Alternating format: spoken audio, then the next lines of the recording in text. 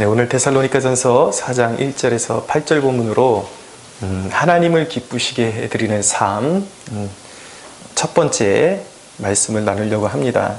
부제가 곧 음란을 버리고 라는 제목을 달았습니다. 할렐루야. 아멘. 네, 여러분 오늘 정말 중요한 대목 또 배울 것입니다. 우리의 삶 가운데 정말 우리가 하나님 앞에 존귀하게 쓰임받기 위해서는 어떤 조건이 선결되어야 하는지 오늘 이 말씀을 통해서 우리가 배우게 될 것입니다. 먼저 우리가 짚고 넘어가야 되는 것은 우리 신앙생활에 있어서 실천 명령의 가치의 중요성에 대해서 우리가 깨달아야 합니다. 실천 명령이라는 것은 무엇이냐면 성경이 말씀하는 하나님의 백성들이 지켜야 되는 삶의 원리, 그것을 뭐라 그러냐면 성경에서 율법 또는 계명이라고 말씀합니다.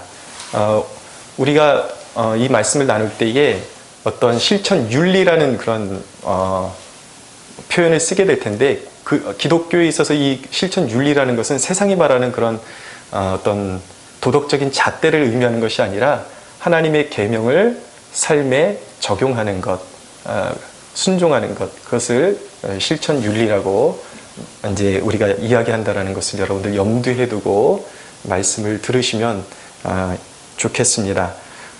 바울 서신의 큰 특징이 무엇이냐면 항상 이 패턴을 거의 유지합니다. 먼저 어떤 신앙의 원리를 제공을 합니다.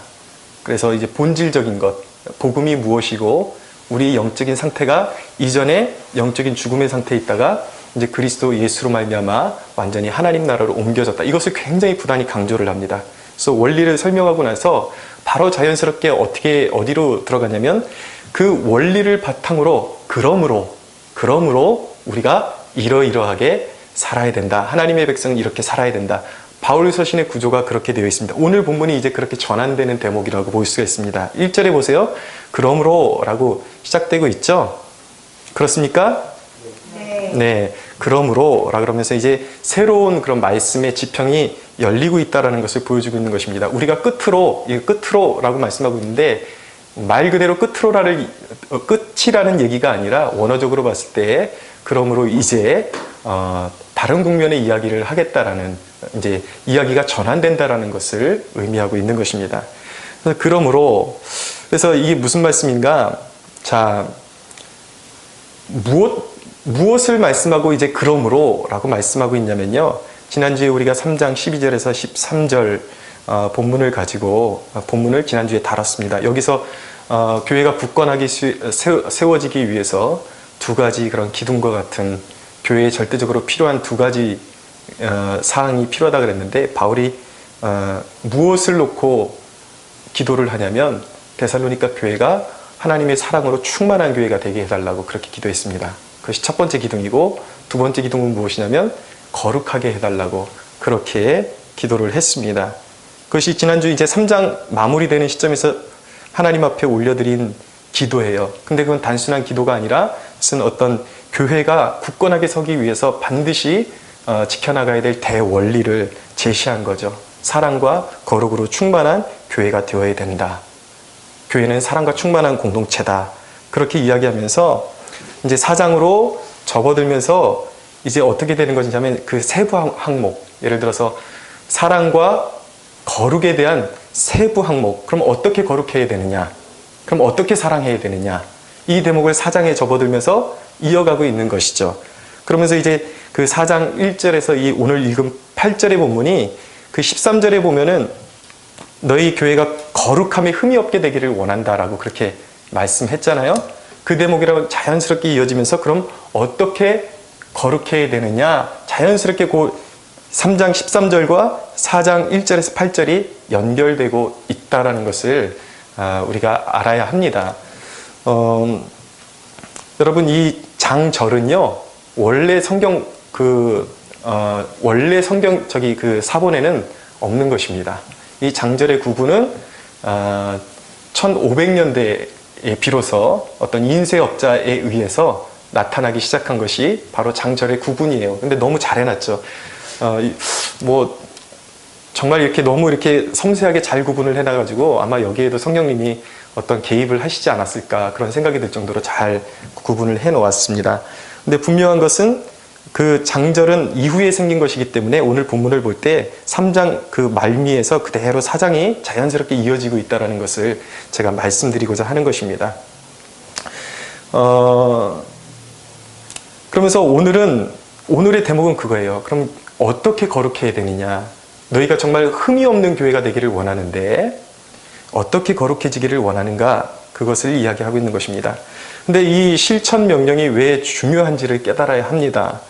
그것은 1절 하반절 한번 보세요. 1절 하반절 보면 너희가 마땅히 어떻게 행하며 하나님을 기쁘시게 할 수 있는지를 우리에게 배웠으니 곧 너희가 행하는 바라 더욱 많이 힘쓰라 라고 말씀하고 있습니다. 실천 명령이 뭐라고요? 하나님을 기쁘시게 해드리는 법이라고 말씀하고 있습니다. 이야기를 다르게 얘기하면 구원받은 하나님의 백성들이 주님이 주신 계명을 따라 사는 것이 하나님의 기쁨이 된다라는 것이죠. 할렐루야.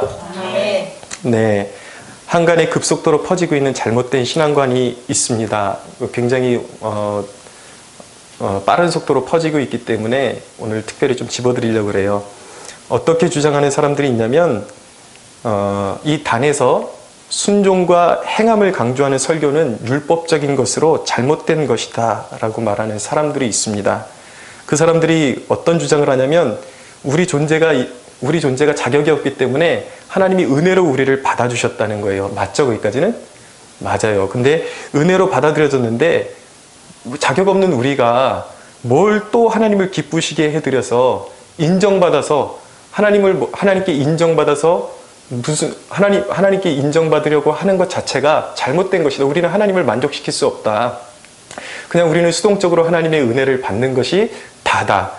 우리가 어떤 헌신을 통해서 하나님을 기쁘시게 해드린다라는 것은 말이 안 된다. 하나님께 인정을 받아서 구원을 취할 수도 없고, 그리고 인정을 받아서 더 어떤 상급을 받을 수도 없다라고 말하는, 그렇게 가르치는 사람들이 있습니다.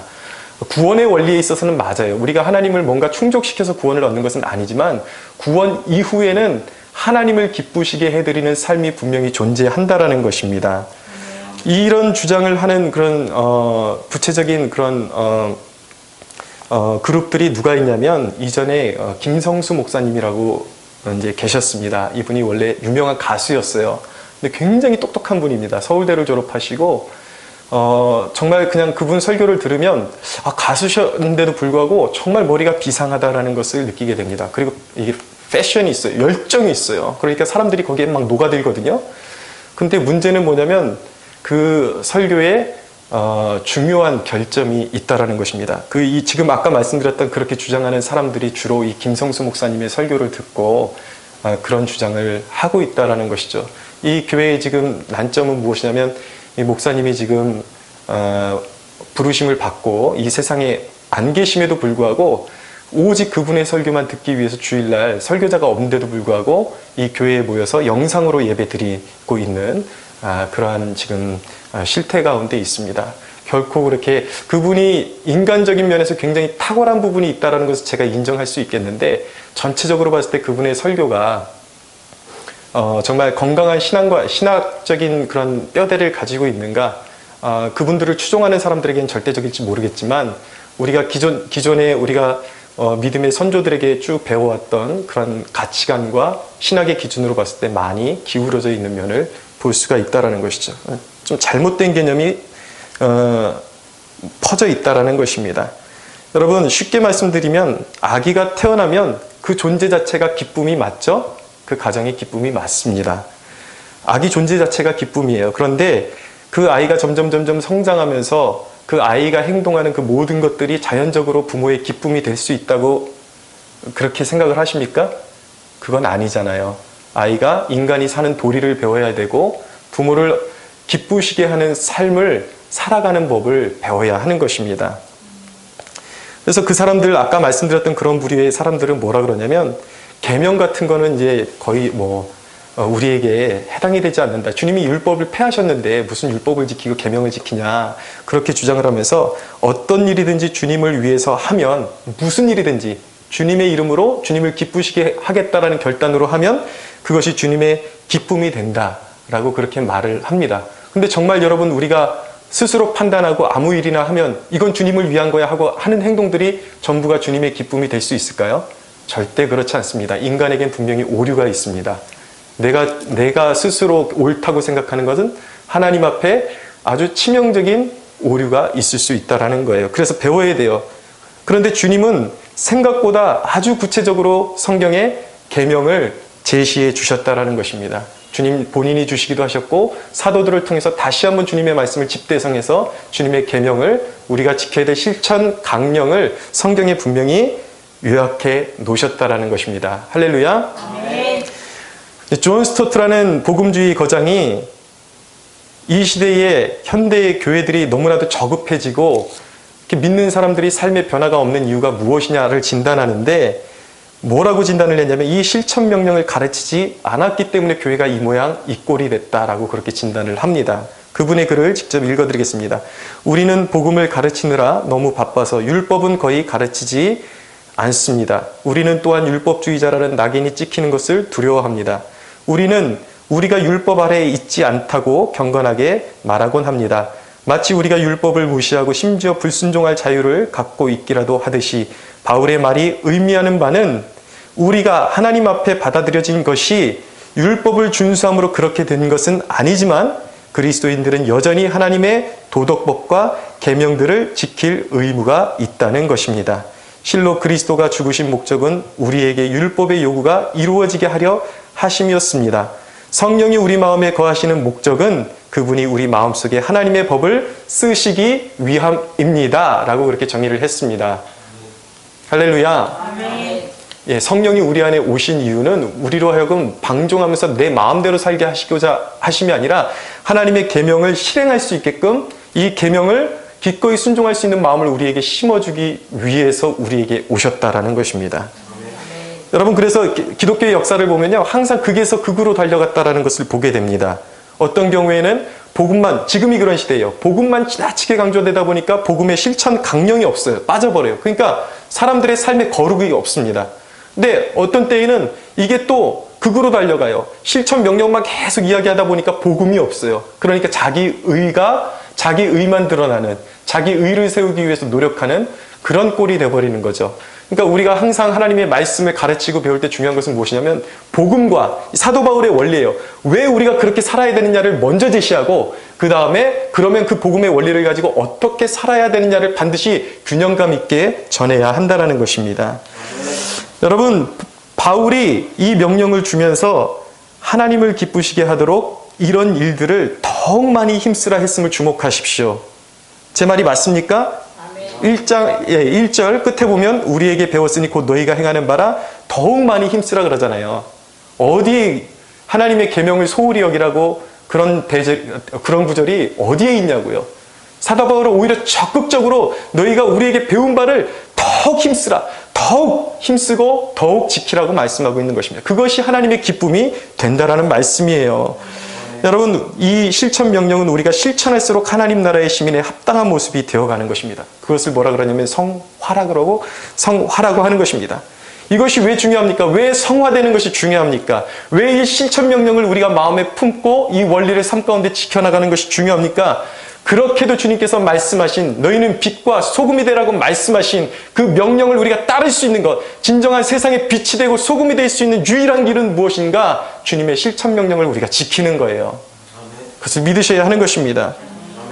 그렇기 때문에 이것이 중요한 것입니다. 자, 그러면서 이어서 하나님의 기쁨이 되는 길을 제시를 하는데 그것을 3절에 뭐라 그러냐면 하나님의 뜻은 이것이니 라고 말씀하고 있어요. 그러니까 하나님을 기쁘시게 해드리는 것과 하나님의 뜻은 이게 하나인 것입니다. 그러니까 하나님의 뜻을 우리가 행할 때 하나님의 기쁨이 저절로 될 수밖에 없겠죠. 자, 그러면 하나님의 자녀가 하나님의 기쁨이 되는 첫 번째 대명제는 무엇이냐면 보십시오. 오늘 말씀에 3절 한번 같이 읽어보겠습니다. 시작. 하나님의 뜻은 이것이니 너희의 거룩함이라 곧 음란을 버리고. 아멘.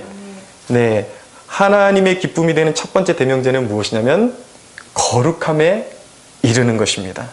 거룩함에 이르는 거예요. 여러분의 삶에 하나님의 임재가 머무르기를 원하십니까? 거룩하십시오. 거룩해야 합니다.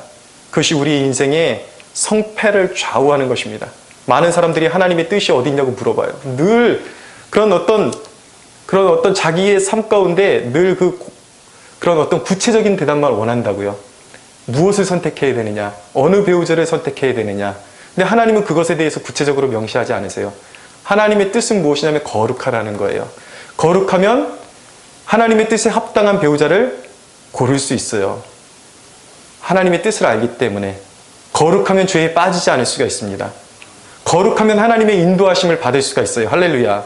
아멘. 그렇기 때문에 거룩해야 하는 것입니다. 여러분, 제일 우리 신앙인들에게 삶에 있어서 비참한 것은 무엇입니까? 구약 성경에 이가봇이라는 사람의 이름이 있습니다. 단어가 있습니다. 무슨 뜻입니까? 영광이 떠났다라는 뜻입니다. 하나님의 백성에게서 하나님의 영광이 떠나는 순간 그의 삶은 망가지게 되는 것입니다. 인생의 하락으로 치닫게 되는 것입니다. 별 볼 일 없고 소금이 그 맛을 잃으면 세상 가운데 밟혀서 쓸데없이 그냥 밟혀버리는 것이다. 쓸모없는 존재가 되어버리는 것입니다. 그러니까 하나님의 영광이 머무르는 삶, 그것이 굉장히 중요하다고요. 가장 중요하다고요. 그렇기 위해서 우리의 삶이 거룩해야 하는 것입니다.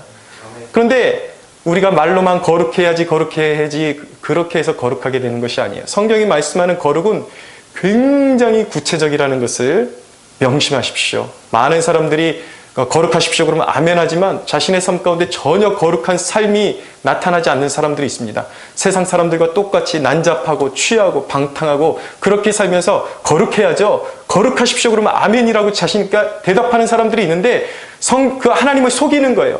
절대 하나님을 속일 수 없습니다. 성경이 거룩하라고 말씀할 때 모호하지 않다라는 것을 기억하십시오. 그것은 무엇입니까? 자, 하나님의 뜻은 이것이니 너희의 거룩함이라 곧 음란함을 버리라고 말씀하고 있습니다. 자, 그러면 이제 거룩함에 대한 구체적인 실천 명령이 펼쳐지고 있는데 이제 단계별로 이제 하나씩 분석해 보겠습니다. 첫째는 3절에 보니까 곧 음란을 버리는 것이 바로 거룩이라고 말씀하고 있습니다. 굉장히 이것은 우리 그리스도인들에게도 참 어려운 문제이기도 합니다. 왜냐하면 우리가 인간이 타락하면서 이 본성의 왜곡된 성관이 이미 깊숙이 자리 잡고 있어요. 뭔가 이렇게 막 끌어당기는 그런 욕망이 누구에게나 있습니다. 그것이 사람을 무지하게 괴롭힙니다. 근데 여러분, 말씀은 참 예리하죠? 이 시대의 중심에 무엇이 있는 건지를 정확히 간파하고 그것을 버리라고 말합니다. 여러분, 이 시대의 이슈를 보십시오. 정치가 이슈인 것 같고 뭐 삶의 무슨 취업 문제가 이슈인 것 같지만 그 중심에 보면요, 사람들이 먹고 살아가는데 가장 집착하고 이 사회를 버티는 가장 중심에 뭐가 있는지 아십니까? 음란이 있습니다. TV를 보십시오. 음란한 요소가 빠져있는 프로그램이 없습니다. 음악을 들어보십시오. 그런 이제 가수들이 그런 어떤 보여지는 비주얼을 보십시오. 음란의 요소가 빠져있지를 않습니다. 왜입니까? 그래야 상업적으로 성공할 수 있고 먹고 살 수 있기 때문입니다. 왜 노래를 하는데 그렇게 벗고 춤을 춰야 합니까? 왜냐하면 사람들 속에 있는 그 음란함을 채워줘야 돈이 되기 때문입니다. 음란이 이 세상에서 왕노릇하고 있다는 거예요.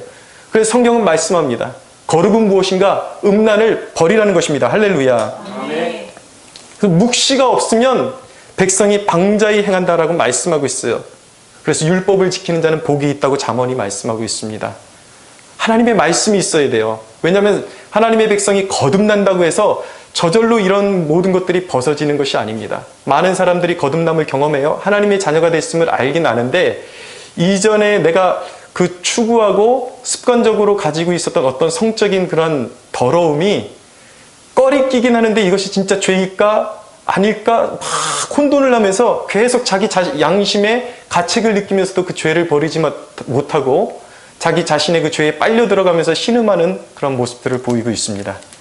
근데 성경이 오늘 말씀하는 거예요. 거리끼지 말고 그것은 옛사람의 성품이고 그것은 정말 사탄이 준 왜곡된 인간에게서 솟아오르는 욕정이니까 그것을 벗어 버리라는 것입니다.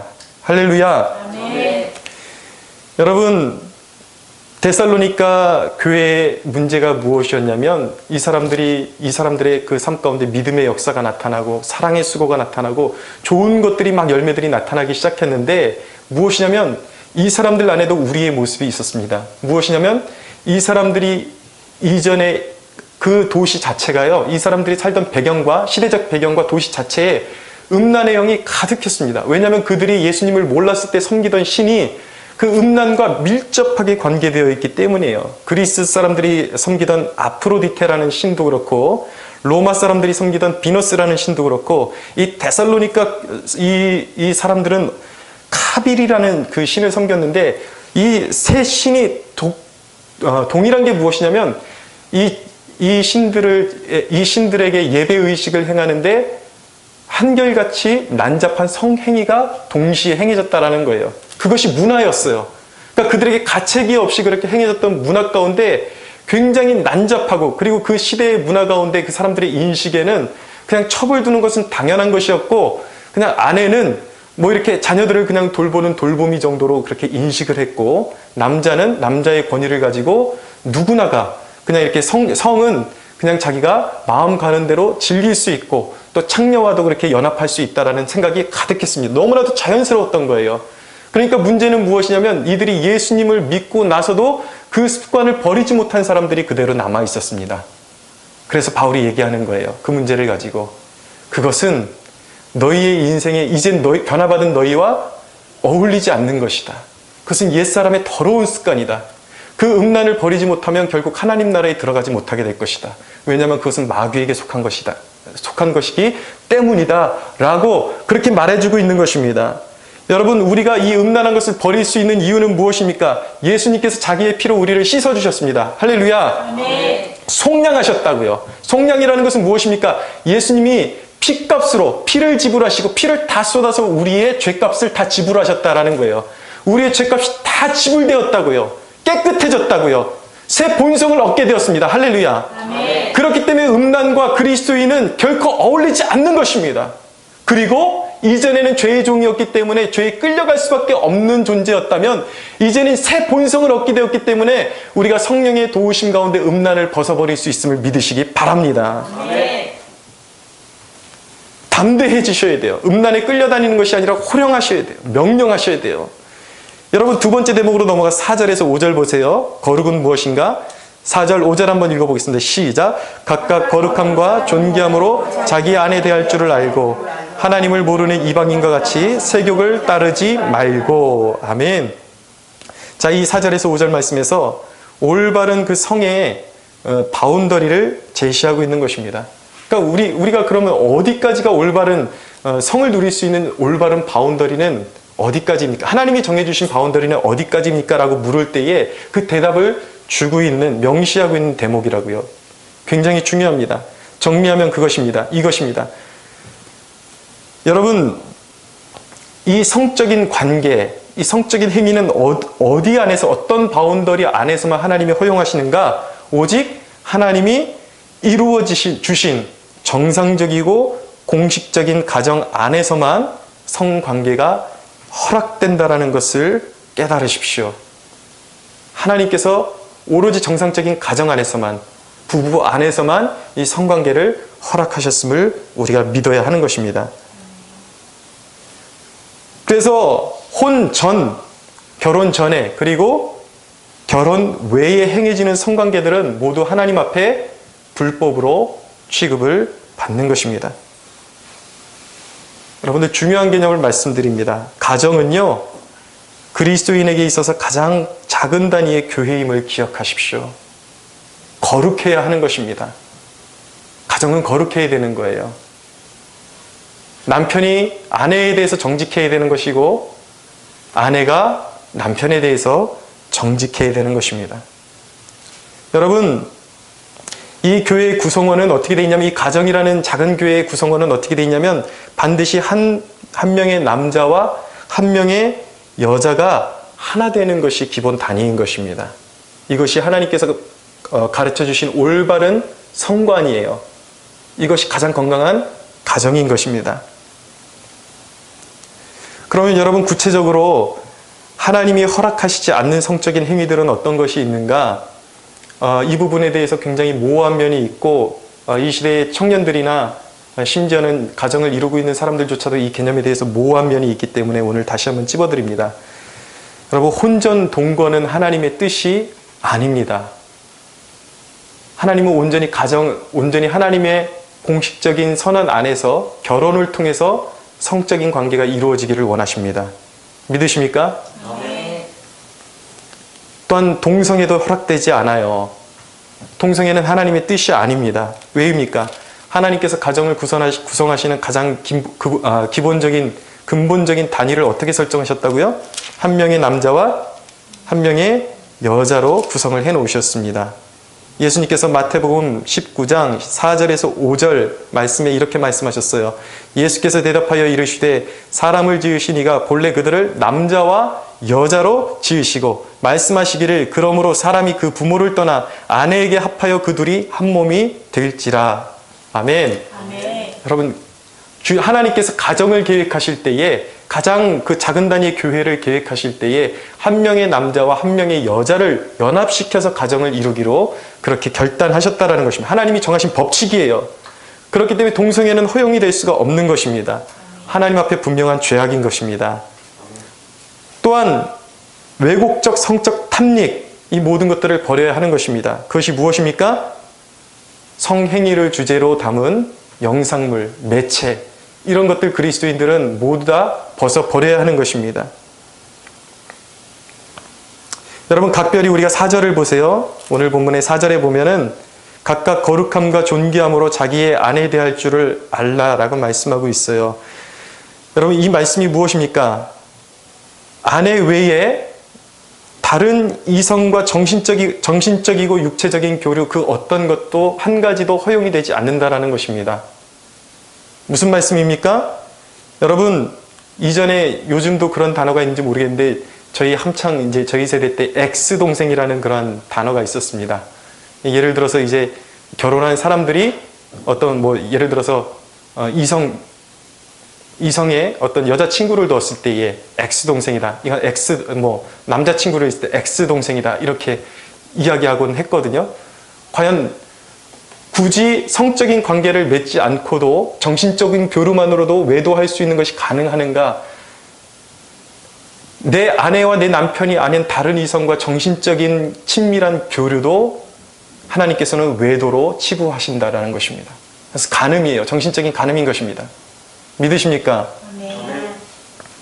여러분, 그렇기 때문에 남자 정상적인 그 가정을 넘어서서는 결코 건강한 이성관계가 형성될 수 없다는 것을 기억하셔야 돼요. 또한 이 말씀은 무엇이냐면 내 아내라 할지라도 거룩함과 존귀함으로 대해야 된다는 것입니다.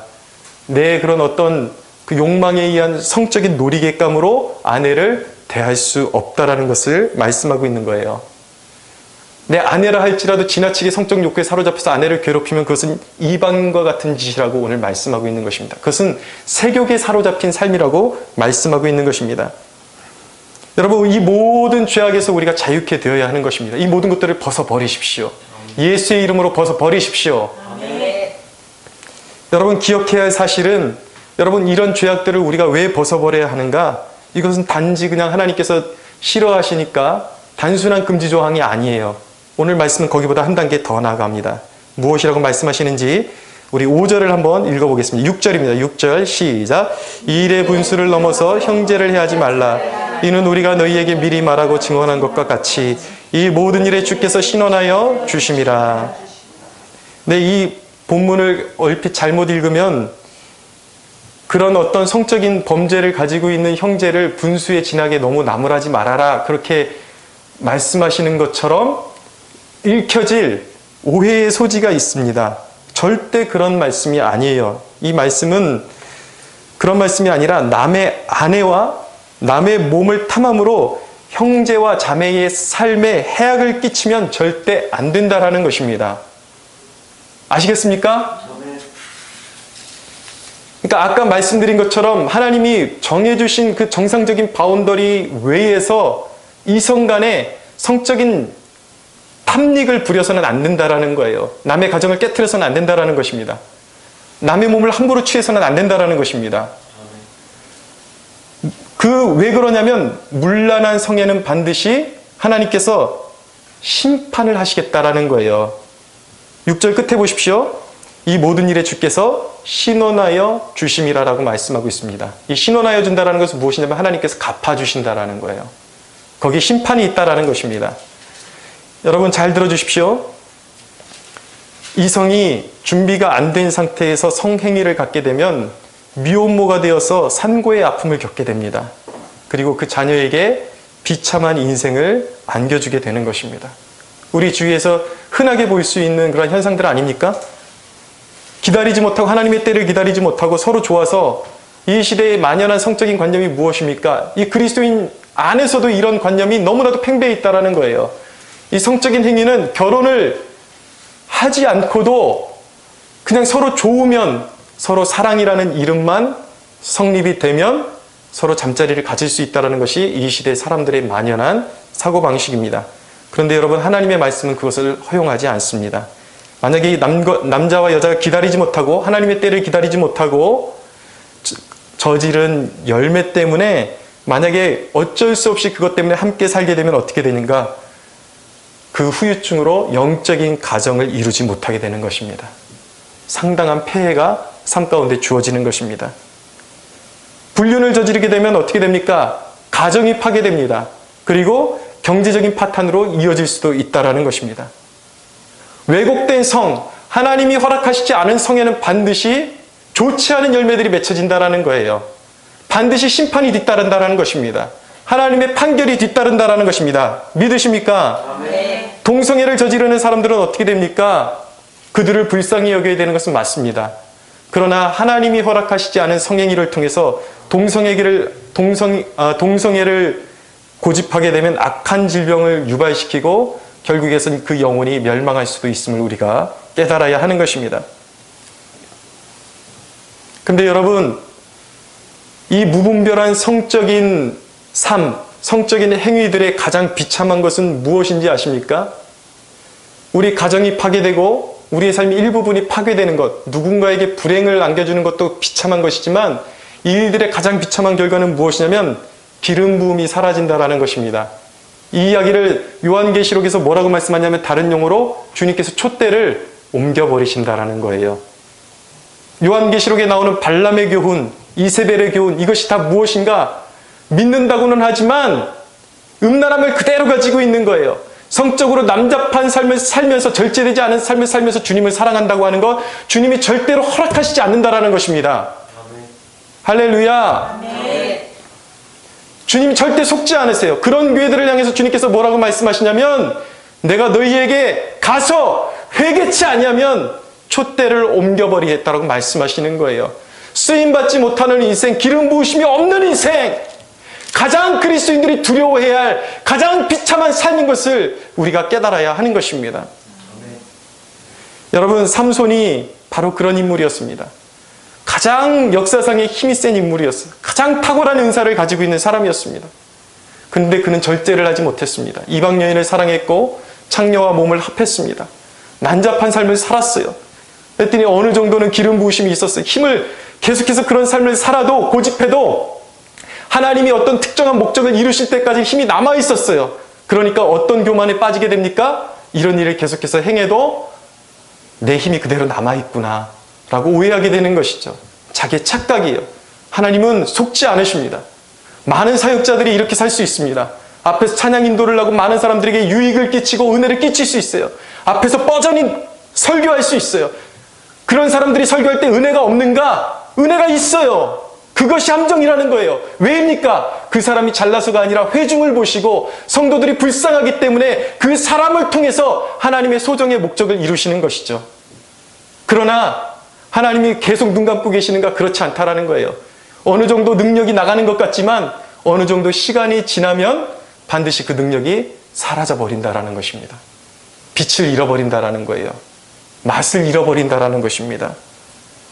여러분, 대개 보면요, 이 사실을 잘 알지 못했을 때에 예수 믿고 감 믿고 이제 잘 모를 때 청년들이 여전히 그 힘들잖아요. 결혼을 기다리는 과정이 이 성적인 그런 욕구를 채우지 않게 되면은 굉장히 고통이 수반되는 그 시즌이 바로 결혼을 앞둔 그 청년들의 그 삶이라고요. 그러니까 어느 정도 보면 다 이렇게 그 완전히 무결하지 않은 어떤 좀 이렇게 거룩하지 않은 그러한 성적인 그러한 행동들이 모든 청년들에게 다 있다고 봐야 하는 것입니다. 근데 하나님께서 그것을 불쌍히 여기세요. 그래서 어떤 소소한 불결함은 하나님께서 간과해 주시는 듯한 경향이 있습니다. 불쌍히 여기시는 것이죠. 근데 여러분, 그렇다고 해서 그것이 안전한 것인가? 그렇지 않다라는 거예요.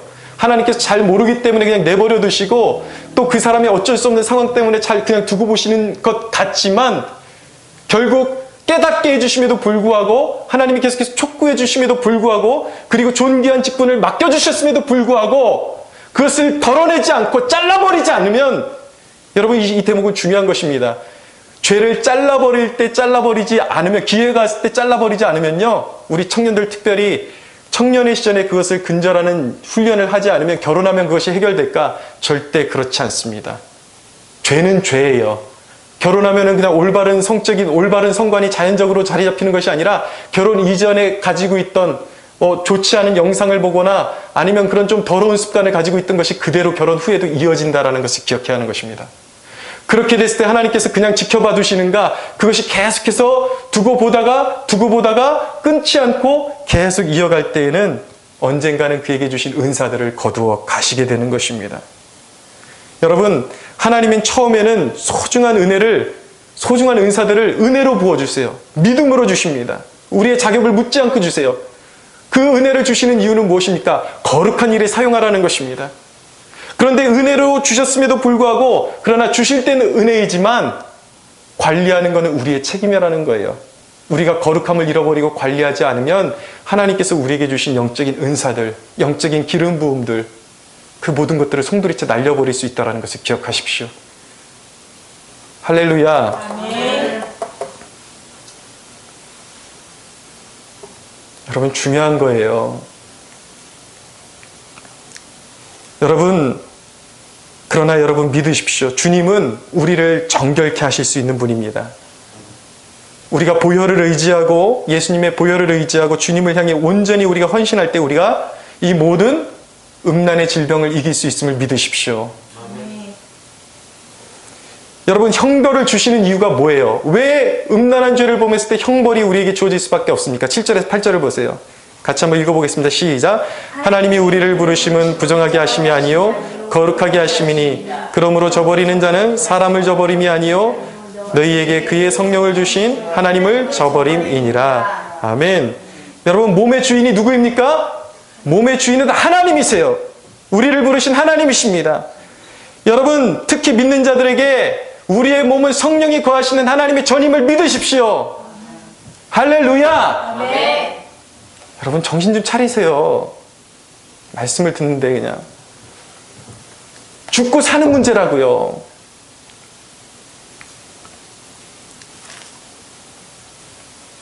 여러분, 우리 몸이 성령의 전이라고요. 그래서 거룩해야 된다고요. 그래서 우리가 몸을 난잡하게 굴리면 하나님께 죄를 범하는 것입니다. 하나님은 가장 거룩하신 분인데 그 거룩함을 우리가 도둑질하는 거예요. 더러움을 입히는 것입니다. 근데 우리가 온전히 하나님 앞에 헌신할 때에 그것을 이길 수 있다라는 말이에요. 여러분, 거룩하라는 명령, 이 명령은 여러분, 계명 중에 가장 큰 계명이 예수님께서 뭐라고 말씀하셨습니까? 첫째는 하나님을 사랑하는 거라고 말씀하셨습니다. 목숨과 마음과 뜻을 다하여 너희 하나님을 사랑하라고 말씀하고 있어요. 이 거룩하라는 계명은 바로 하나님을 목숨을 다해 사랑하는 계명과 하나인 것입니다. 한 몸인 것입니다. 우리가 어떻게 하면 음란을 이길 수가 있습니까? 어떻게 하면 우리가 자유로워질 수가 있습니까? 이 죄에서 우리가 노임을 받을 수가 있습니까? 하나님을 뜨겁게 사랑하면, 그분의 거룩하심을 우리가 추구하면 우리가 음란의 죄악을 벗어버릴 수가 있는 것입니다. 아멘.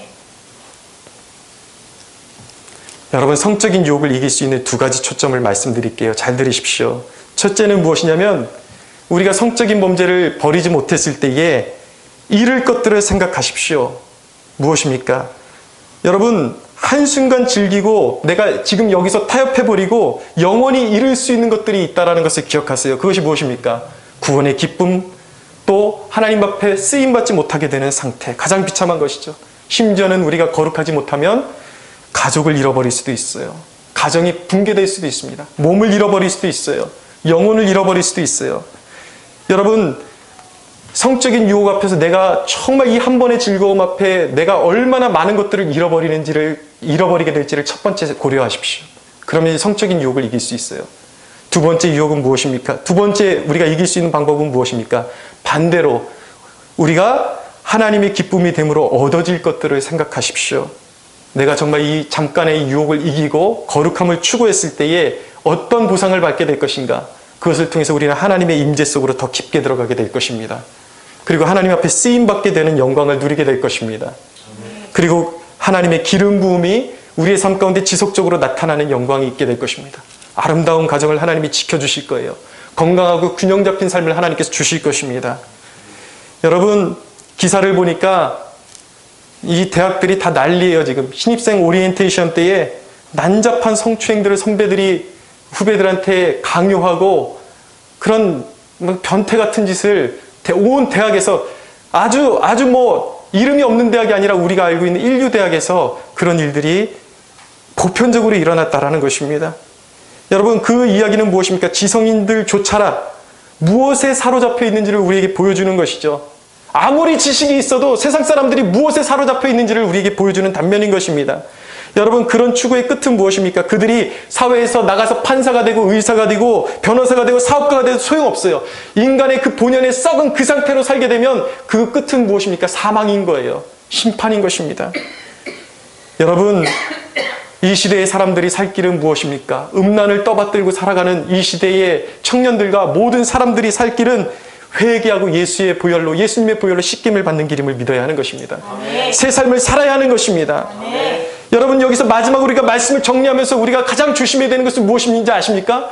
우리가 이 일에 대해서, 이 음란함에 대해서 둔감할 수가 있어요. 나는 이제 그런 죄 짓지 않는데 라고 그렇게 자부할 수 없다라는 것입니다. 겉으로 행해지는 음란뿐만 아니라 영적인 음란도 버리라는 거예요. 하나님보다 더 사랑하는 것, 하나님보다 더 의지하는 것, 그것이 음란이라는 것입니다.